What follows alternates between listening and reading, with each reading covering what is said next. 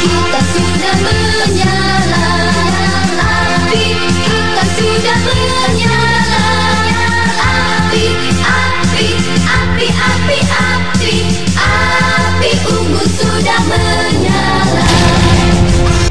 Api, api, api, api, api, api kita sudah menyala. Api sering dikaitkan dengan semangat yang membara. Dengan semangat, kita akan terus berupaya untuk memajukan pendidikan di Indonesia. Hidup guru, hidup PGRI, solidaritas, yes! Perkenalkan, nama saya Ida Ayu Trinandari, saya mengajar di SD Negeri 2 Trejano. Api dapat menghasilkan energi panas. Tapi, apakah panas dapat berpindah? Untuk menemukan jawabannya, jangan beranjak kemana-mana ya. Kita simak tayangan berikut ini. Materi kita hari ini adalah IPA kelas 5, yaitu mengenai perpindahan panas. Adapun KD yang ingin kita capai pada hari ini adalah sebagai berikut.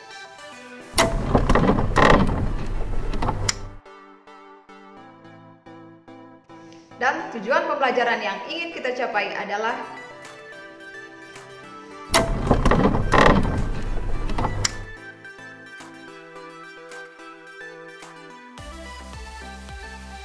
baik, kita akan mulai penjelajahan kita hari ini. Sudah siap? Mari kita mulai. Sumber energi utama dan terbesar yang ada di bumi adalah sinar matahari. Panas dari sinar matahari dipancarkan dengan cara radiasi. Radiasi adalah perpindahan panas tanpa melalui zat perantara. Ketika matahari bersinar di siang hari, kalian merasa gerah bukan? Padahal kalian berada jauh dari matahari. Hal ini menunjukkan bahwa telah terjadi perpindahan panas. Perpindahan panas seperti ini disebut radiasi. Radiasi adalah perpindahan panas tanpa zat perantara. Matahari sangat panas. Mengapa bumi tidak sepanas matahari? Ya, pertanyaan yang bagus. Mengapa hal itu bisa terjadi? Karena bumi berada sangat jauh dari matahari, sehingga pancaran sinar matahari tidak terasa panas sekali. Kita akan melanjutkan petualangan hari ini. Apakah ada perpindahan panas yang menggunakan perantara? Penasaran kan? Ayo kita jelajahi lagi mengenai perpindahan panas. Nah, sekarang kita akan membahas tentang konduksi. Siapkan kompor, panci yang telah berisi sup, dan jangan lupa sendok pengaduknya. Kemudian diaduk, tunggu hingga sup mendidih. Jangan dipegang sendok logamnya ya.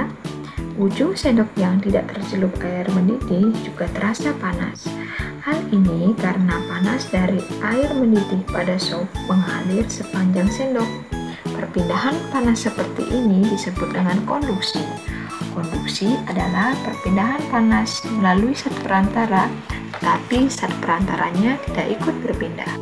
Buku yang dipindahkan secara estafet kita umpamakan sebagai kalor, dan orang yang memindahkannya sebagai zat perantaranya. Ketika kamu dan teman-temanmu memindahkan buku secara estafet, yang berpindah hanya buku itu saja, sedangkan kamu dan temanmu sebagai perantara tetap diam di tempat, tidak berpindah. Begitu pula dengan konduksi, hanya kalor yang berpindah, zat perantaranya tetap. Nah, semakin seru ya. Sudah ada radiasi, ada konduksi. Tinggal berapa ya? Tinggal satu lagi. Lebih semangat lagi ya. Kita akan melalui perpindahan panas berikutnya. Yuk! Pernahkah kalian melihat keadaan air yang bergejolak atau sering kita sebut dengan air mendidih? Air pada bagian yang dipanaskan akan menjadi panas karena menjadi lebih ringan. Ketika dipanaskan, air akan bergerak naik menuju suhu yang lebih rendah. Air panas ini mendesak air dingin yang berada di bagian atas. Akibatnya, air dingin di bagian atas bergerak turun. Kejadian ini berulang sehingga tampak berputar. Pada saat proses ini berlangsung, panas mengalir bersama air. Perpindahan panas seperti inilah yang disebut dengan konveksi. Jadi, konveksi adalah perpindahan panas disertai perpindahan zat berantakan. Perpindahan secara konveksi dapat diumpamakan dengan kegiatan memindahkan buku dari satu tempat ke tempat yang lain. Ketika kita memindahkan buku, kita akan ikut bersama dengan buku-buku tersebut. Jika buku diibaratkan sebagai energi panas dan yang membawa buku adalah medianya, jadi perpindahan kalor dengan cara konveksi akan menyertakan perantaranya. Waktunya bermain. Permainannya sebentar akan diberikan soal. Kalau kalian menganggap jawabannya adalah konduksi, angkat tangan kanan. Tapi kalau konveksi, angkat tangan kiri. Dan kalau radiasi, angkat kepala ya. Sudah siap? Asap yang membumbung termasuk perpindahan panas secara Ya, betul. Jawabannya adalah